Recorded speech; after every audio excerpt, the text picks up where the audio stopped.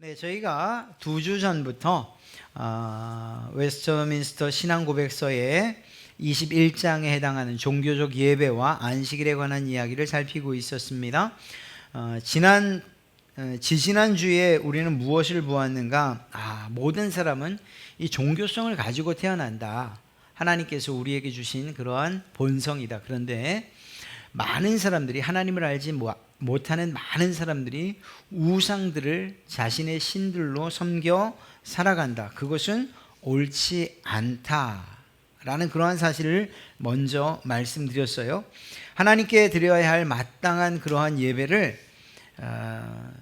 다른 신들, 우상들, 자기가 만든 신들, 자기가 선택한 신들에게 돌린다. 이건 하나님께 돌려야 하는데 말입니다.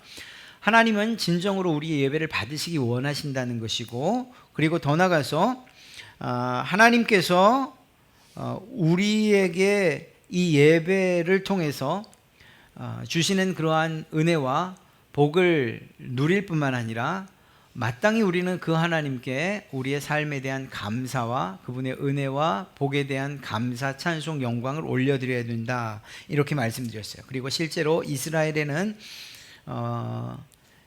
율법에 있어서 아주 중요한 부분을 차지하는 것이 이스라엘의 5가지 제사, 번제와 속건제, 속죄제, 소제, 그리고 화목제, 이러한 5가지 제사를 중심으로 하나님께 어떻게 예배해야 하는가, 제사해야 하는가를 잘 기록하고 있다고 말씀드렸죠.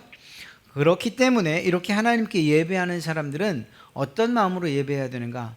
하나님의 성품과 그리고 하나님의 본성을 반영하는 방식으로 하나님께 예배해야 된다 말씀드렸어요. 그러니까 예를 들면 이런 거죠. 몰렉이라고 하는 신에게 제사하는 이방인들의 방법은 무엇이었습니까? 몰렉은 자녀들, 아이들을 제물로 바치게 했어요. 그러니까 제가 만약에 몰렉에게 제사를 드린다면 내가 가장 최상의 제사를 드리기 원한다. 내 자식을 제물로 드리는 거예요. 자, 이것은 세상 사람들의 제사의 방법이고 가장 극진한 제사의 방법이었어요. 그런데 하나님은 이걸 기뻐하실까요? 아니죠. 이유는 무엇일까? 하나님의 성품에 위배되는 것이기 때문에 그래요. 바알과 아세라에게 제사할 때는 반드시 성적인 문란함이 포함된다고 말씀드렸죠. 그러면 바알과 아세라는 것을 기쁘게 받는지 몰라도 하나님은 그러한 예배와 제사를 기쁘게 받으시냐? 아니죠. 하나님께서는 우리에게 거룩을 명령하셨어요. 이유는 하나님의 성품이 그렇기 때문에. 그러니까 우리가 드리는 예배가 올바르냐 혹은 잘못됐냐를 알아보려면 내가 드리는 이 예배의 중심이 하나님의 성품과 비교했을 때 어긋남이 있는가 없는가를 살펴보면 되는 거예요. 하나님의 성품에 어긋난다? 그러면 그건 하나님께서 기쁘게 받으시지 않는다 해도 틀리지 않아요. 그러니까 주님께서 이런 말씀을 하신 거예요. 너희가 예배하러 가기 전에 제사하러 가다가 형제와 싸운 일, 다툰 일, 그에게 용서를 구할 일이 생각나냐? 그러면 먼저 가서 화해하고 그리고 나서 예배하라는 거죠. 무슨 말일까요? 하나님의 성품이 예배를 통해서 반영된다고 하면 형제를 사랑하는 이 사랑조차도 못하면서 어떻게 하나님을 사랑한다고 말할 수 있겠느냐라는 거예요. 여러분들이 조금만 생각해 보면 내가 드리는 예배 하나님이 기뻐하실까? 하나님의 성품을 쭉 생각해 보면서 내가 이 예배를 했을 때 하나님의 성품이 발현되고 또 이렇게 드러나는가 그렇지 않은가를 살펴보면 잘 알 수 있다는 것입니다. 또 한 가지는 우리의 예배는 성부 하나님, 성자 예수 그리스도, 성령님이신 바로 그 삼위일체 하나님께 드려야 하는 것이라는 거예요. 천사나 피조물 또 만든 것들 이런 것들에게 예배하는 일들 하나님께서 기뻐하지 않으신다는 거죠. 이유는 그리고 또 한 가지 우리의 모든 예배는 진정한 중보 되시는 예수 그리스도 그분을 통해서만 예배되어져야 된다. 히브리서에서 그것을 아주 잘 설명해 주고 있어요. 이것이 지난주의 내용이었고요. 지난주에는 예배의 요소들을 살펴봤는데 그 가운데에서 기도와 그리고 예배, 특히 설교 부분을 살펴보았어요. 그리고 나머지 몇 가지로 살펴봤죠. 기도는 어떻게 드리는 것을 하나님께서 기뻐하시는가 하는 것과 예배는 또한 우리가 어떤 마음으로 드려야 하고, 또 종교적인 맹세나 서원 혹은 금식, 특별한 예배 등등, 또 우리는 설교를 어떤 마음으로 준비하고 어떤 마음으로 들어야 하는가, 성례는 어떤 방식으로 해야 하는가 하는 것들을 살피면서 예배 요소들을 살폈습니다. 오늘 여러분들과 함께 나누고자 하는 이야기는 예배의 장소와 시간, 특별히 이 날에 관한 이야기입니다. 곧바로 6항과 7항, 8항을 한번 읽고 여러분과 함께 다시 이야기를 나눠보겠습니다. 6항입니다. 복음시대 아래에서는 기도나 종교적인 예배의 어떤 다른 요소들도 그것이 시행되고 있는 장소에 얽매여 있거나 어떤 장소를 겨냥하고 있지 않다.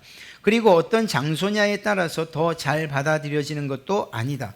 하나님은 모든 곳에서 영과 진리로 예배 받으셔야 한다. 매일 각각 에서 그리고 은밀히 각자 혼자 드려야 한다. 공적인 모임에서는 더욱 엄격하게 드려야 하며 하나님이 자신의 말씀이나 섭리에 의하여 그것을 명하시는 때에는 부주의하거나 고의적으로 예배를 등한시하거나 저버려서는 안 된다. 첫째, 장소에 관한 문제죠.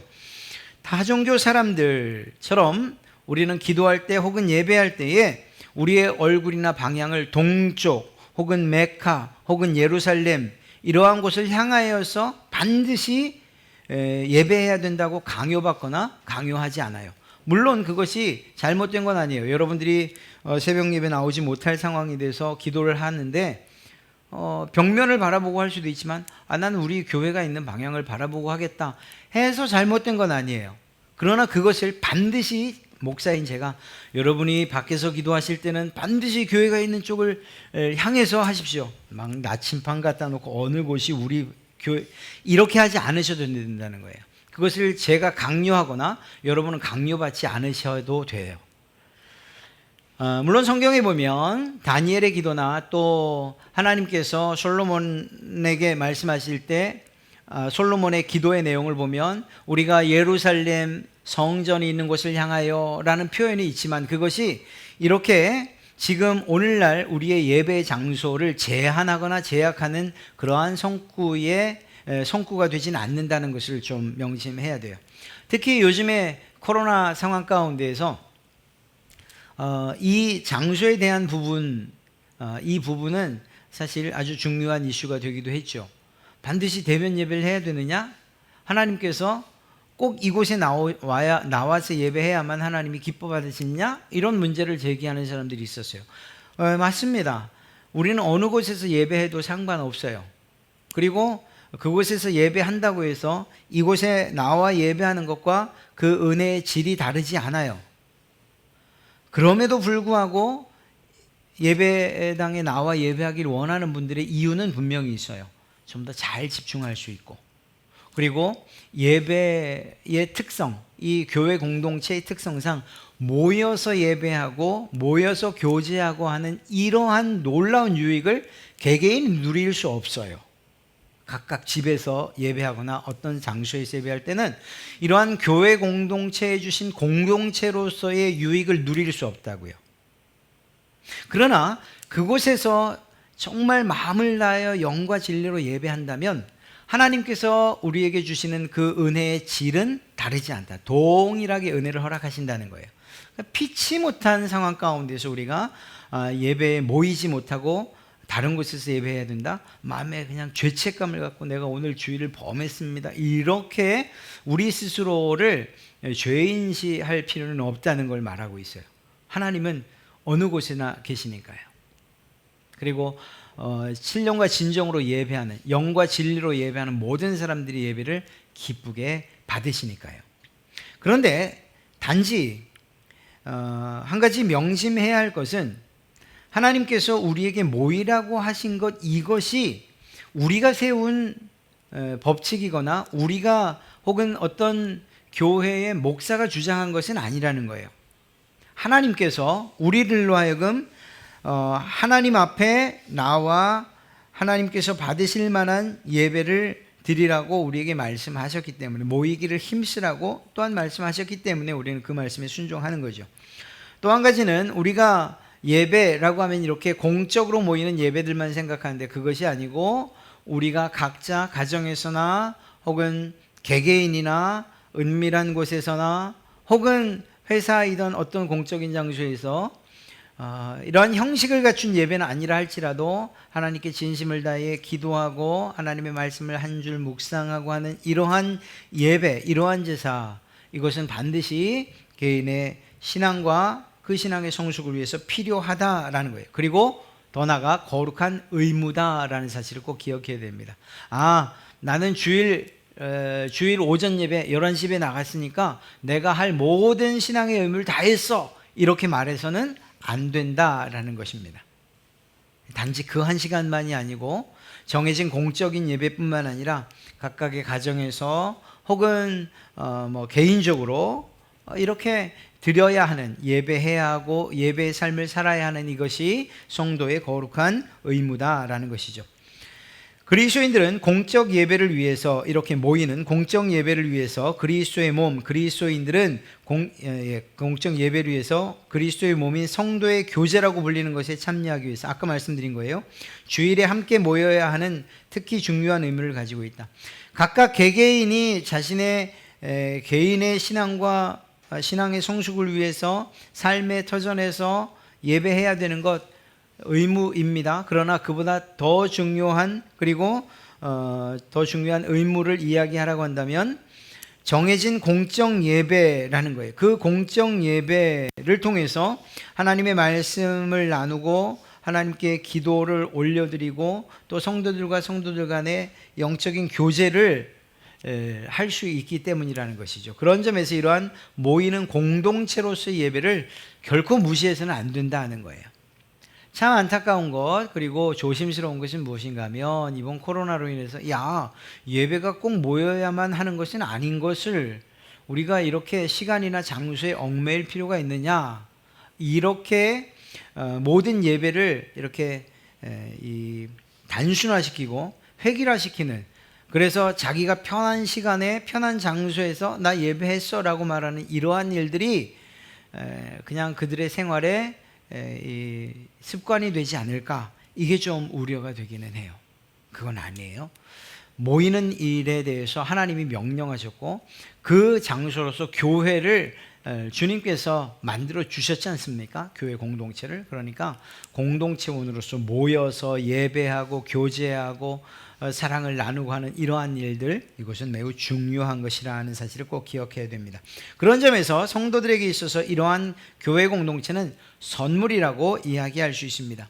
바울은 하나님께서 교회 공동체의 성도들에게 각각 다른 직임과 다른 은사를 주신다고 가르쳐 주고 있습니다. 교회 안에 여러 다양한 사람들이 각각 다른 은사를 가지고 각각 다른 직분과 직임을 가지고서 함께 존재하는 거죠. 그래서 어떤 사람의 부족한 것을 다른 사람이 채우고 또 자기의 많은 것을 부족한 사람에게 나눠주고 하는 이런 일들을 통해서 영적으로 혹은 실제적인 물질적이거나 혹은 봉사들을 통해서 성도들이 기쁨과 즐거움을, 하나님을 중심으로 한 위로와 그리고 격려 그리고 즐거움을 누릴 수 있게 제공해 주신 곳이 바로 교회예요. 그러니까 이러한 모이는 공동체로서의 교회를 결코 무시해서는 안 돼요. 신앙생활 혼자 해도 되겠지, 예배 꼭 교회가 있어야 되는가, 교회에 이 폐단이 얼마나 많은가, 이렇게 항변하면서 모이는 공동체를 무시해서는 안 돼요. 만약에 개개인이 하나님과 예배하는 이 일로도 충분했다면 하나님께서 교회를 세우셨을 리가 없고 2000년 이 긴 시간 동안에 교회를 이 땅 가운데 존재시키지 않으셨을 거예요. 그것이 계속 이어져 내려온다는 것, 그리고 그 안에서 비록 폐단이 있고 또 부조리함이 없진 않으나 그럼에도 불구하고 성도들 그 사이에서 이 그리스도인들 이 모인 그 공동체를 통해서 주시는 신앙적인 유익이 있기 때문에 이 제도를 만드셨다는 것을 우리는 꼭 기억해야 됩니다. 어쩔 수 없는 일로 방해받지 않는 한 매주일 공예배에 참석하는 것이 우리의 영적인 의무예요. 어쩔 수 없는 일들이 있을 수 있어요. 직업적으로도 있을 수 있어요. 예를 들면 뭐 대중교통을 운전하시는 분이라든가 아니면 어떤 이 응급 상황 가운데에서 이 긴급 상황 가운데서 늘 대기해야 되는 뭐 소방관이라든가 또 혹은 경찰관이라든가, 물론 그것도 뭐 연차가 다 돼서 뭐 이렇게 주의를 조정할 수 있다, 뭐 그러면 그땐 또 어떨지 모르겠습니다만, 그러나 보편적으로 그렇게 특별하고 특수한 상황 가운데에서 주의를 예배하지 못하는 이러한 경우를 뺀다면, 그렇다면 그저 내가 기분이 내키는 대로 또 혹은 내 유익에 따라서 또 혹은 뭐 돈벌이 때문에 이렇게 주의를 범하는 것, 이것에 대해서는 주님께서 기뻐하지 않으신다는 사실을 알 수가 있습니다. 그러니까 어쩔 수 없는 일로 방해받지 않는 한 매주일 공예배에 참여하는 것, 이것은 우리의 영적 의무다. 네, 이렇게 생각하는 것이 옳습니다. 7번째 항목인데요, 이 6항은 장소에 관한 것이었다면 7항과 8항은 이 시간, 날에 관한 것, 그것을 이야기하고 있습니다. 일반적으로 하나님께 예배하기 위하여 우리의 시간 가운데 적당한 시간을 따로 구별해야 된다는 것은 자연의 법칙이다. 그래서 하나님은 자신의 말씀으로 실제적이고 도덕적이고 영구적인 계명으로 모든 시대의 모든 사람들을 구속하시어 특별히 이레 중 하루를 안식일로 정하여 하나님께 거룩하게 지키게 하셨다. 그날은 세상의 시작부터 그리스도의 부활 때까지는 한 주간의 마지막 날이었으나 그리스도의 부활 이후로는 한 주간의 첫날로 바뀌었다. 성경에는 그날이 주의 날로 불린다. 이 날은 이 세상이 끝날 때까지 기독교의 안식일로 계속된다. 자, 여기서 이제 이슈가 되는 한 가지 문제가 이야기될 거예요. 그건 뭔가 하면 안식일과 주일의 이야기예요. 자, 성경에 나타난 안식일의 원리는 무엇입니까? 그것은 단지 특정한 종교, 뭐 유대인이나 혹은 또 뭐 이 안식일을 꼭 지키는 이단들 등등 그러한 종교의 교리가 아니라 사실은 모든 사람들의 복지를 위해서 하나님이 제정하신 자연 법칙이에요. 그러니까 하나님께서 창조의 6일을 지내신 다음에 마지막 날 7일째 쉬셨다라고 하는 이것이 단순하게 종교적으로만 해당되는 것이 아니고 일반 모든 자연 만물에 해당되는 것이라는 거예요. 그래서 이렇게 이야기할 수 있어요. 사람은 기계가 아니잖아요. 그러니까 일주일 가운데 6일을 일했다면 하루를 쉬는 것이, 이것이 하나님께서 우리에게 주신 이 복지 측면에서의 안식이라는 것이죠. 이것은 믿는 사람에게는 믿지 않는 사람에게는 동일한 거예요. 물론 이것에서 한 걸음 더 나가서 우리는 종교적으로 이 안식일을 볼 수 있어야 되겠지만 말입니다. 기본적으로는 그렇다는 거예요. 하나님은 특별히 이 안식일을 거룩하게 하심으로써 그 안식일을 성별하여 특별하고 거룩한 것으로 따로 구별하셨다는, 이건 이제 종교적인 하나님을 믿는 사람들에게 해당되는 이야기겠죠. 믿지 않는 사람들에게는 일반 자연의 법칙으로 7일 또 일주일, 한 달, 또 1년 쉼없이 일해줘야 네 몸이 어떻게 견뎌내겠냐? 일주일에 하루는 쉬어라. 나도 6일 일하고 하루 쉬었다. 이렇게 말씀하시는 것일 거예요. 그러나 이것이 우리에게, 하나님을 믿는 사람들에게 종교적으로 다가올 때는 좀 더 깊은 의미가 담기는 거죠. 이 안식일이 단지 쉬는 날뿐만이 아니라 이 날을 하나님께서 거룩하고 구별하여 지내게 하셨다는 사실까지도 생각해야 되는 거예요. 그래서 우리가 이 일주일 가운데 하루를 정해서 지키는 이 일은 아주 중요한 것입니다. 그리고 특별하게 그 날을 정해서 거룩하게 지키는 것, 구별하여 지키는 이 일은 중요한 것이죠. 자, 여러분 여기에서 이 다음 제가 말씀드릴 내용을 오해하진 마십시오. 그리고 이건 제가 실제적인 이야기를 드리는 것이니까 안식일 자체가 어떤 날이냐 하는 거예요. 그러니까 월요일이 안식일, 화요일, 수요일, 목요일, 금요일, 토요일, 유대인들은 토요일이 안식일이다 이렇게 말하죠. 안식교도들은 당연히 토요일이라고 말하고요. 우리는 그 안식일에 대해서 주일로 치환해서 주일을 안식일로 지키고 있어요. 자, 이 안식일 자체는 청교도 신앙을 가진 사람들과 유럽 쪽의 대륙 신앙을 가진 사람들의 생각이 조금 달라요. 이 안식에 대해서. 무슨 말인가 하면 청교도 쪽에 에드워즈는 이 안식일을 무엇이라고 말했는가 하면 단지 일주일 중에 어떤 하루든 간에 정해서 규칙적으로 돌아가며 지키면 된다고 말했어요.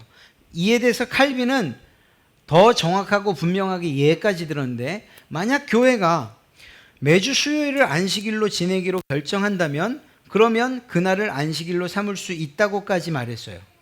제가 드리는 말씀이 무슨 말씀인지 아시겠어요? 저도 동의해요. 무슨 말이냐? 반드시 월요일이 혹은 화요일이 토요일이 안식일이다. 날짜를 따져서 역사적으로 혹은 또 어떤 사람들의 전통에 의해서 그렇다라고 해서 그것을 반드시 따라갈 이유는 없다는 거예요. 안식일에 대해서. 그런데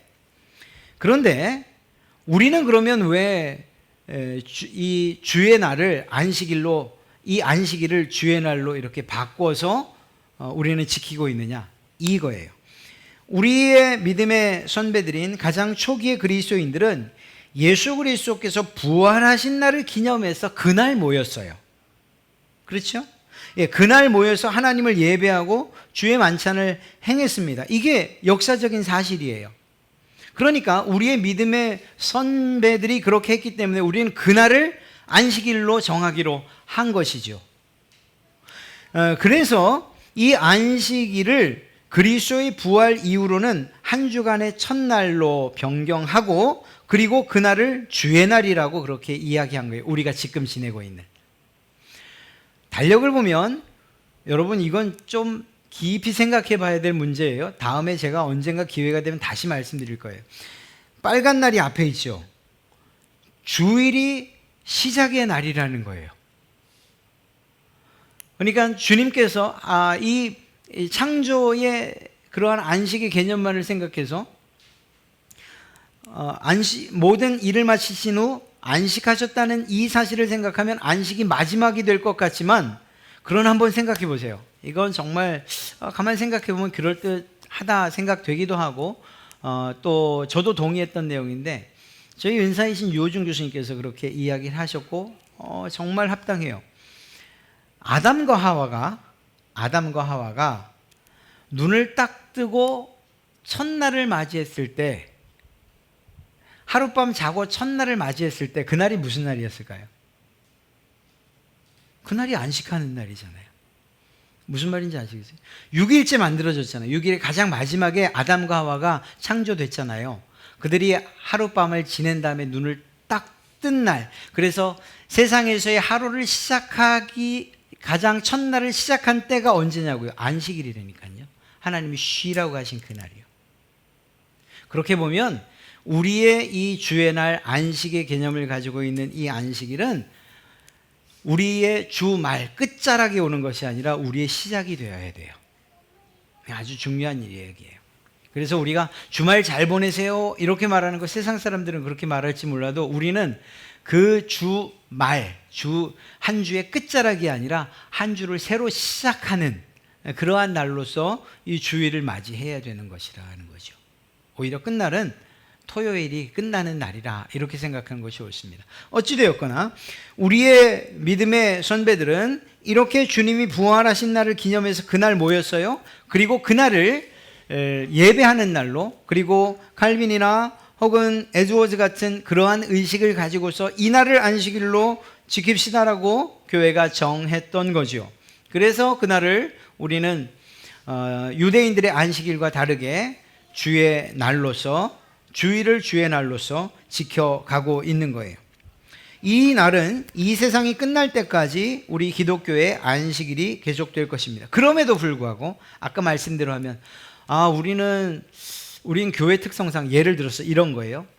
주일날 일하는 사람들이 너무 많은 교회예요.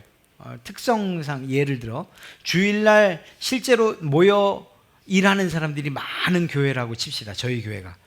그러면 주일날 못 나오잖아요. 그래서 제가 여러분들한테 공동회의를 통해서 우리 주의 날, 주일을 일요일이 아니라 여러분들이 쉬시는 월요일로 주일을 지내면 좋겠습니다. 그리고 다 동의를 했어요. 그러면 우리가 지내는 주일은 이 월요일일 수 있다는 거예요. 그렇게 우리에게 주신 자유는 그런 자유까지도 포함을 하고 있는 거예요. 그러니까 이 안식일 반드시 어떤 특정한 날로 이렇게 매여서 생각할 이유는 없다는 것이고, 특히 기독교에서 이러한 이 개혁주의 신앙 안에서는 더더욱이 그런 거예요. 우리는 그러한 이 어떤 공동의 뜻이 없고, 또 주일을 일요일을 주일로 지키자고 지금까지 내려온 전통에 따라서 그렇게 지키기로 했기 때문에 그런 문제가 없지만, 아까 말씀드린 것처럼 주일날 일요일날 일하는 사람들이 많은 교회, 그래서 실제적으로 예배를 참석하기 어렵다? 그러면 교회 공동체가 결의를 해서 아까 칼빈이 혹은 또 에즈워즈가 이야기한 것처럼 우리의 주일은 토요일로 합시다. 가능하다는 이야기예요. 일주일 가운데 한 날을 정기적으로 정해서 안식일로 지킬 수 있다는 거죠. 자, 그렇게 우리 기독교는 그렇다는 것을 말씀드리고 있는 거예요. 주일 아침 성도들이 함께 하나님을 예배하기 위하여 모일 때 그것은 천국을 미리 맛보는 것임에 틀림없습니다. 우리는 우리의 일상적인 노동을 멈추고 영적인 원기 회복을 위해 함께 모여 하나님을 섬기고 찬양의 제사를 드림으로 그분을 예배하는 기회를 가져야 합니다.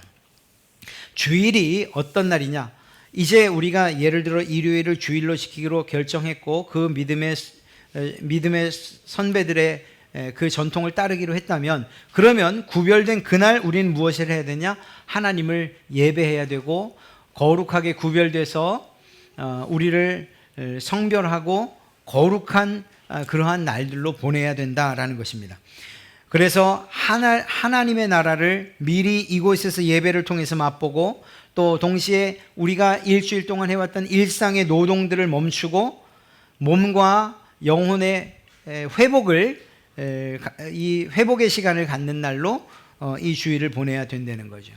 하나님을 섬기고 찬양의 제사를 드림으로 예배하는 그러한 기회도 가져야 되는 거예요. 자, 여기에서 한 가지 이슈를 이야기하면,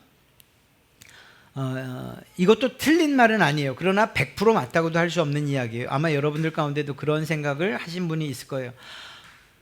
봉사가 너무 많아요. 지금은 코로나 때문에 그렇지 않지만 큰 교회면 그런 생각 들죠. 일꾼들이 많겠다. 진짜 그렇진 않아요. 정말 그렇진 않아요. 제가 일하던 그 교회도 굉장히 많은 사람들이 있지만 요소에 중복된 일꾼들이 많아요. 그러다 보니까 무슨 얘기가 나오냐면 주일이 더 힘들어요, 이런 얘기가 나와요. 새벽에 예배하죠. 또 몇 부 있으니까 일부에 찬양, 그러니까 그 반주하지요. 그리고는 이 주일학교 교사해야 되죠. 그리고 대예배 드리죠. 오후 예배하죠. 성가대 모이죠. 그러면 하루가 평일보다 더 힘들고 지치는 거예요. 그런 분들은 무슨 이야기를 할까요? 영으로는 회복이 되는 것 같은데 몸이 지쳐요, 이런 이야기가 나오는 거예요. 그렇다면 사실은 그것은 교회에서 일을 잘 분배해서 영혼뿐만 아니라 몸도 쉴 수 있도록 조치를 해야겠죠. 그런데 만약에 이런 경우 있어요. 나는 6가지를 맡아도 7가지를 맡아도 늘 기쁘게 그 일을 할 수 있어요. 그러면 그분에겐 그것이 복이에요. 그건 은혜예요. 그냥 하셔도 돼요. 그러나 그 일들이 막 과중하게, 그래서 마음을 짓누른다? 그럴 때는 교육자들과 이야기해서 조정할 필요가 반드시 있어요. 왜? 주님께서 쉬라고 하신 날 오히려 이 거룩한 일을 하는 것이 짐이 돼서는 안 되니까 말이에요. 이것들이 우리의 게으름이나 혹은 교회로부터 자꾸 멀어지려는 이러한 잘못된 습성으로 인해서 하나님의 주신 선물로 여기지 않는 일들이 있을까? 그것이 좀 두렵기는 하지만 그러한 것들이 아니고 정말 지치는 것이라면 잘 조절해서 몸과 영혼이 함께 쉬는 날로 그렇게 하는 것이 맞아요. 그렇게 하는 것이 옳습니다. 마지막 8항인데요. 이 안식일은 주님께 거룩하게 지켜져야 합니다. 그날에 사람들은 그들의 마음을 합당하게 준비하고 그들의 일상적인 일을 미리 정돈한 후에 하루 종일 그들 자신의 일과 그들의 세상적인 직업에 대한 말과 생각, 그리고 오락으로부터 거룩하게 안식할 뿐만 아니라 내내 공적으로 사적으로 하나님께 예배하고 필수적인 의무와 자비를 베푸는데 전념해야 한다라는 거예요. 자, 여기서 이슈가 되는 것은 무엇인가 하면 안식일, 그러니까 우리가 주일이라고 하는 이날 할 수 있는 일과 하지 말아야 될 일은 무엇이냐, 이거예요. 오늘 우리가 읽은 성경을 보면 안식일에 오락을 행하지 말아라 이렇게 말했잖아요. 아, 오락을 행하면 안 되는구나. 특히 이제 고신 같은 경우에는 아주 엄격하죠. 음식을 사는 것까지, 음식물 사는 것 이런 것까지도 금했던 때가 있지요. 네. 자, 이걸 어떻게 받아들여야 되느냐? 이건 너무 우리 성도의 자유를 강조하는 측면으로 이야기하시는 거 아닙니까? 이렇게 말할지는 모르겠습니다만, 결코 틀린 이야기는 아니니까 한번 들어봐 주십시오. 안식일을 거룩하게, 그러니까 주일을 거룩하게 지키기 위해서 해야 할 준비는 먼저는 우리의 영적인 준비 그리고 마음의 준비를 해야 돼요.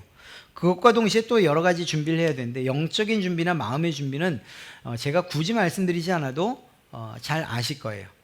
또 다른 준비를 이야기하라면 이런 거예요. 예를 들면 토요일 밤에 너무 늦게 자는 것, 이런 것 아닌 거예요. 그거 너무 늦게 자서 피곤해 갖고 다음 날 어떤 정말 그 피곤함 때문에 부주의하게 주일을 보내거나 혹은 예배에 참여하지 않기 위해서라도 편안한 그리고 푹 쉬는 일들이 필요한 거죠. 그냥 밤 늦게까지 막 새벽 3시까지 막 혹은 밤 꼴딱 새면서 친구들 만나고 그리고 그 다음 날 거룩하게 맨정신이 아닌데 어떻게 그렇게 할 수 있겠어요. 그러니까 그런 것들도 준비라는 거예요. 또 헌금을 준비하는 것들도 마찬가지예요. 급하게 나오면서 예배도 늦었는데 아이고 이 헌금 ATM기 찾아가지고 막 급하게 제가 말씀드렸죠. 예전에 우리 어른들이 어떻게 헌금을 준비했는지. 그 꼬깃꼬깃한 돈 그거 그냥 드린다고 하나님이 안 받으시나요? 그럼에도 불구하고 빳빳하게 풀먹인 다리미 풀먹여 다려갖고 내던 그 어른들의 마음, 그 준비하는 마음들, 이게 사실은 필요한 거예요. 그렇다고 해서 어떤 특별한 상황 가운데에서 은행으로 이 헌금을 보낸다, 그게 잘못됐다는 이야기는 아니에요. 그러나 그런 상황 가운데라 할지라도 우리의 마음만큼은 이게 마치 거지에게 적선하듯이 그렇게 예물이 준비돼서는 안 된다는 거죠. 또 다른 것들도 다 마찬가지예요. 예배의 인도자들, 또 기도자들, 예배에 참여하는 모든 분들 다 마찬가지예요. 마음을 잘 준비하고 와서 몸도 또 복장도 잘 준비하고 예배에 참여하는 이러한 일들이 중요하죠. 왜? 그날은 거룩한 날이니까 말입니다. 주의 날에 예배하고 하나님에 대한 것을 공부하고 자비를 베푸는 사명, 이건 우리가 잘 알 수 있어요. 그런데 그 다음 이야기가 여러분들에게 어떤 거부감이 좀 없길 바라요. 아울러서 어떤 도를 넘지 않는 선에서의 여가 활동과 쉼을 통한 몸의 재창조가 있어야 된다라는 거예요. 오해는 하지 마십시오. 아까도 말씀드렸던 것처럼 이 주일의 하루 쉬는 것과 하나님께 구별되어서 예배해야 되는 날 동시에 그 일들이 이루어져야 되는, 몸과 영혼이 함께 쉬는 일이 있어야 되는 거예요. 그런데 여기에서 아까 말씀드린 것처럼 이런 여러 가지 사역들을 하는 것, 이것이 하나님이 기뻐하시는 것이고, 또 여기서 말하는 것처럼 하나님과 관계된 일들이고 또 내게 맡겨진 사명이고, 그걸 하고 나서 몸이 그냥 완전히 곤죽이 되는 이러한 상황이 되고 다음날 지장이 있다? 그건 옳지 않다는 거죠. 그러니까 우리의 몸의 쉼에 대해서도 깊이 생각할 수 있어야 되는 거예요. 그런 점에서 여가 활동이라고 표현된 것이 조금 거부감이 들 수는 있으나 충분한 쉼이 주일날 있어야 된다라는 사실을 말씀드리는 거예요. 이 부분에 대해서 이야기하면 존 낙스라고 하는 신학자가 있었고요. 또 칼빈이라고 하는 신학자가 있었습니다. 존 낙스가 칼빈 자기를 잡으려고 하는 정부의 그러한 체포령 때문에 피해서 칼빈에게 가요. 그런데 칼빈이 주일날 잔디 볼링을 하는 거예요. 잔디 볼링. 이렇게 여가 생활이나 쉼이라는 것을 생각지 않았던 낙스에게는 그게 좀 충격적이었던 거죠. 무슨 말씀을 드리려고 하는 것이냐? 우리가 그 선과 도를 분명하게 지킬 수만 있다면 우리의 몸의 쉼에 대한 명령을 너무 무시해서는 안 된다는 걸 말씀드리는 거예요. 자, 그러면 그 기준을 어떻게 우리가 이해하면 좋을까요? 이건 제 개인적인 생각이지만 쾌락과 기쁨으로 좀 나누어 볼 수 있을 것 같아요. 쾌락이라는 것은 우리의 즐거움이 우선이에요. 그래서 예배도 중요한데 내가 친구들과 산행 가기로 한 게 더 중요해. 그게 더 즐거워. 해서 그 길을 간다면 이거는 오늘 이야기하고 있는 오락이나 혹은 여가생활 이것과 동떨어진 것이고 도를 지나치는 거죠. 왜? 하나님께 예배하는 그것 자체보다 더 우선순위로 삼은 것이니까. 그러니까 우선순위의 문제를 따지면서, 그리고 두 번째는 이게 정말 내 즐거움, 완전한 이 쾌락을 위해서 반드시 해야 되는 것이냐, 아니면 때론 절제할 수 있는 것이냐, 기쁜 일이냐 하는 이 두 가지 사이에서 이 조절을 좀 잘할 수 있으면 될 것 같아요. 아까도 말씀드렸던 것처럼 힘들고 고된 일을 해도 기쁜 사람이 있어요. 그것이면, 그러한 기쁨을 느낄 수 있는 일이라면 충분하다는 것입니다. 오늘 성경에서 읽은 이 오락이라고 되어 있는 이사야서 58장 13절에서 이야기하고 있는 안식일 내 성일에 오락을 행하지 아니하고의 이 오락은 우리가 흔히 아는 어떤 레크레이션이나 혹은 쉼 이런 것들, 혹은 여가생활 이런 걸 얘기하는 게 아니에요. 이사야서가 이야기할 때 이건 상업적인 활동과 관계가 되어 있어요.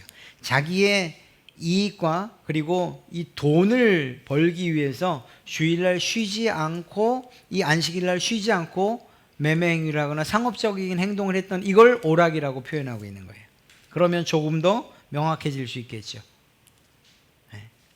우리에게 먹을 것과 우리의 삶의 모든 것을 공급해 주시는 하나님, 그분이 주일날 예배하기를 원하시는데, 그 하나님의 은혜 말고 내가 내 스스로 노력해서 또 다른 이익을 갖고 또 얻고 싶습니다라고 말한다면, 첫째는 하나님 그분을 신뢰하지 못하는 것이 될 거고요. 그렇죠? 두 번째는 그것이 자기를 위한 오락 혹은 욕심으로 인한 하나님께서 명령하신 거룩한 날로 주일을 보내야 된다는 이 계명을 어기는 이 두 가지를 함께 범하는 죄가 되는 거죠. 이스라엘 백성들에게 만나를 거두게 하셨어요. 안식일 전날은 몇일치를 거두게 하셨죠? 이틀치를 거두게 하셨죠. 그것과 마찬가지. 왜? 너의 먹고 사는 것에 대해서는 내가 책임지 마라고 하시는 하나님의 뜻이잖아요. 바로 그러한 것들. 그래서 이 오락은 이 상업과 상업적인 그런 활동과 관련이 있는 이야기예요. 좀 큰 틀에서 보면 우리가 주일을 어떻게 보내야 되느냐, 기본적으로 우리의 영혼이 그리고 또 우리의 몸이 쉼을 얻어야 됩니다. 물론 가장 기본적인 것은 거룩하게 구별해서 하나님께 예배하는 이것이 우선되어야 되고, 우리에게 맡겨진 사명을 감당하는 것이 우선이 되어야 돼요. 그러면서 동시에 우리의 영혼과 우리의 몸의 쉼이 함께 있는 날이어야 한다라는 사실을 꼭 기억하시면 됩니다. 그렇다면 과도하게 거룩에 얽매여서 이 주일이 오히려 우리를 옹월과 매는 이런 올무처럼 여겨지지도 않을 것이고, 동시에 우리가 지켜야 할 가이드를 잘 지켜가면서 우리에게 주신 진정한 즐거움과 기쁨을 누리는 그러한 주일이 될 수 있을 것입니다. 그러니까 그런 점에서 하나님께서 우리에게 주신 이 명령, 그리고 또 우리의 믿음의 선배들이 잘 지키며 신앙의 고백으로 남긴 이 안식일, 특별히 주의 날에 관한 이 부분에 있어서 어느 정도 여러분들이 이 자유를 느낄 수 있으시면 참 좋겠습니다. 그렇다고 그 자유가 지나쳐서 방종이 돼서는 안 되겠지요. 하나님께서 여러분을 위하여서 주신 귀하고 복된 날이라는 걸 생각하시고, 하나님을 예배하는 것과 동시에 진정한 쉼을 하나님 안에서 누리시는 그러한 주일들이 될 수 있도록 우리가 준비하고 또 그날들을 잘 보내야 할 것입니다.